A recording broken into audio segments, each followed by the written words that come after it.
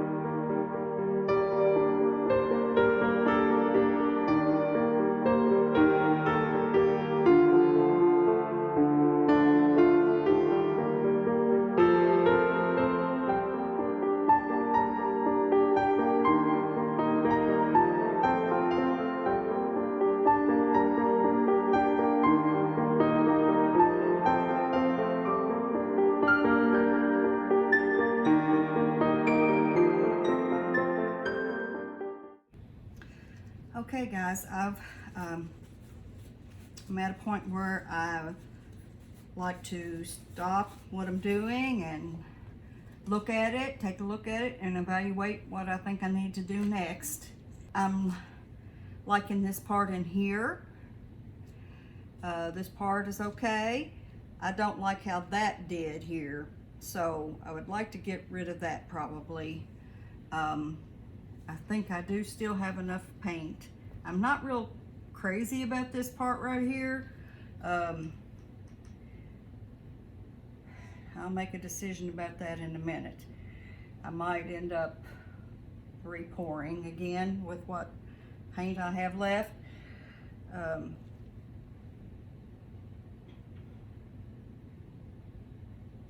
just want rid of this part right there.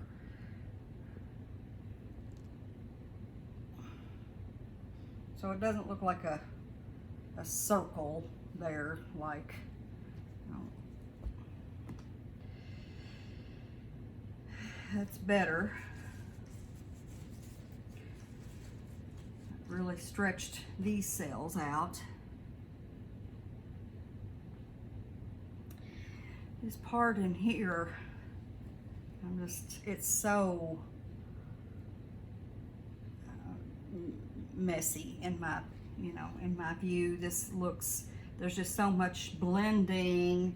There's a lot of cells, but it's, I don't know, to me, it's not defined looking. I don't, it's hard for me to think of the right words of describe what I'm thinking about this area, but it's not what not what I was going for by any means. I didn't let this paint settle.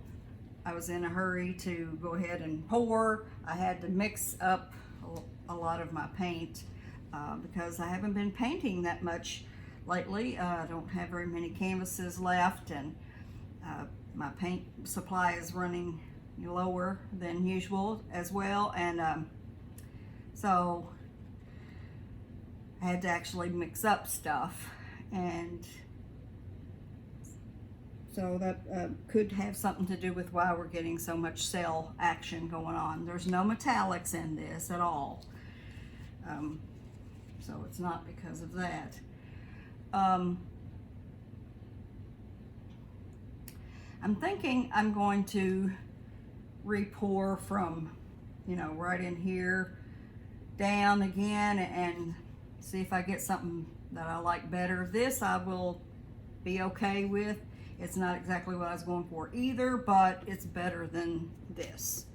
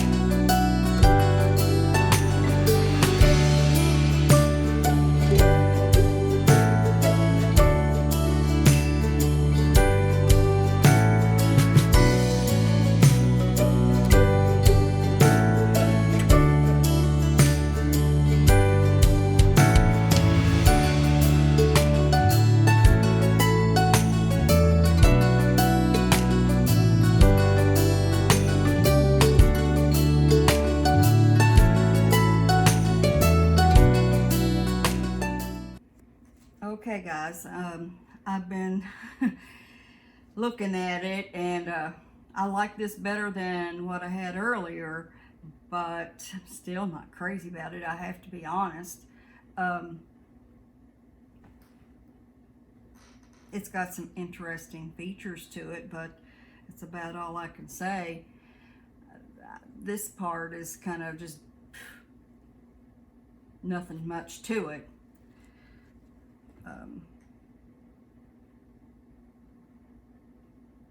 Compared to the rest of it. The rest of it has some kind of weirdness to it, in my opinion. So, I don't know. Let's see how that looks. Yeah, I like that better. That's a lot better. Yeah, I like that a lot better, actually. That is a lot better. I think I'm going to stop right there. So I'm going to take off these gloves, and we'll do a close-up. Okay guys, let's do a close-up. First thing that I can tell you, as I've noticed, that I will probably have to add some paint along the sides, just so that it's as saturated as the rest of the painting. Otherwise it will not look good. That is not an uncommon thing, at least with the paints that I use and the medium I use. But I'm going to be getting some professional level Amsterdam paints soon, and I'm going to hopefully won't have that problem so much, because I really hate having to do that, to be honest. When I get done with it, I want to be done, not have to mess with the sides and stuff. But there's always other things. Believe me, this isn't the end. And the actual finishing of the painting takes quite a long time, and can get complicated because 1,000,001 things can go wrong.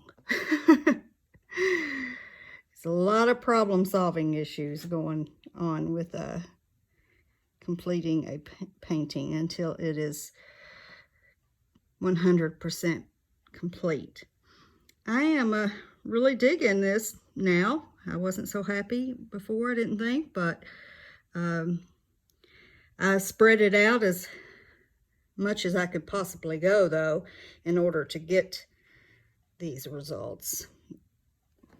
That's why we have this,